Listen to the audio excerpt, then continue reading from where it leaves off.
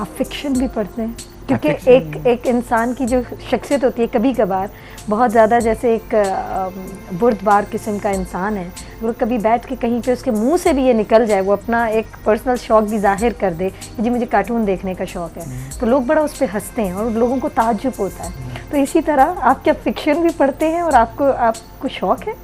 हाँ नहीं, फिक्शन तो मुझे लगता है कि शायद फिक्शन को आप या शायद आप कुछ और कह रही हैं या बात, बहरहाल फिक्शन जो है कोई भी अफसाना, कोई भी नावल जो किसी का तख़य्युल है वो लिखता है और वो हमारे आसपास बहुत है ना फिक्शन, यानी डाइजेस्ट से लेकर आपके जितने बड़े बड़े नावल्स हैं ये सब फिक्शन है।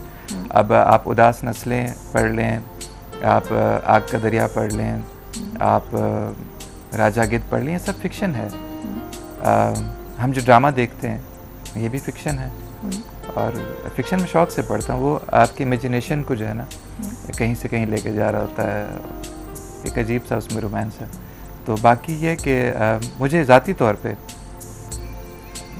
जो मैं ये अखबारात वगैरह, ये जो बाकी जो मतलब रियलिज़म जो सब कुछ हो रहा होता है, इसमें शायद मेरा इंटरेस्ट अभी तक उतना डेवलप नहीं हुआ, पता नहीं क्यों। क्या उसकी वजह शायद बचपन की एक ट्रेनिंग है कि अब्बू के डाइजेस्ट बहुत सारे रखे होते थे, तो जब मैं स्कूल से आता था होमवर्क कर लेता था।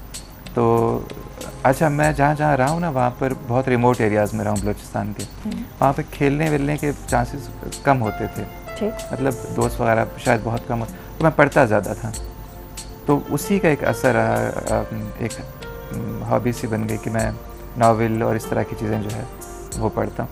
और जहाँ तक आपने एक बात की ना बीच में, फिल्म्स में मुझे कार्टून फिल्म वाकई बहुत अच्छी लगती हैं आज भी। हाँ, मैं और मेरा बेटा दोनों बैठ के बहुत शौक से देखते हैं।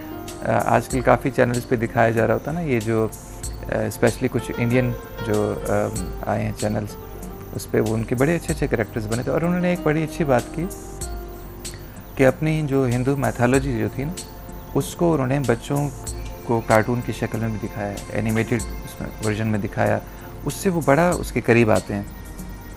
बच्चों के लिए विजुअल्स बहुत ज़्यादा अहमियत रखते हैं, और बच्चे को अगर आपने कोई भी जो है वो तालीम देनी है और बच्चे को अगर टीच करना है, तो मैं ये समझती हूँ कि आप उसको जो है विजुअल्स के ज़रिए जितना जल्दी वो पिक करते हैं। हम छोटे होते थे तो सिसम स्ट्रीट आता था, वो आप यकीन करें, हालांकि पूरे अल्फ़ाबेट्स आते हैं, सब कुछ आता है, लेकिन तब भी देखते थे कि ए और बी का कनेक्शन क्या है, बी और सी का कनेक्शन क्या है, और किस तरह वर्ड बिल्डिंग हो रही है। तो जो आपने बात की, मैं बिल्कुल इस चीज़ से सहमत हूँ कि ये बहुत ज़्यादा अहमियत रखता है, और हमें भी अच्छा लगता है कि भाई ये चीज़ें होनी चाहिए। स्टोरीज़ होती थी बच्चों में, अब कहानी पढ़ने का है ही नहीं, वरना अगर आपको याद हो तो हम गुरूर का सर नीचा और छोटा नाम बड़ा काम, या अंगूर खट्टे हैं, लालच बुरी बला, ये सारे पैगाम होते हैं ना।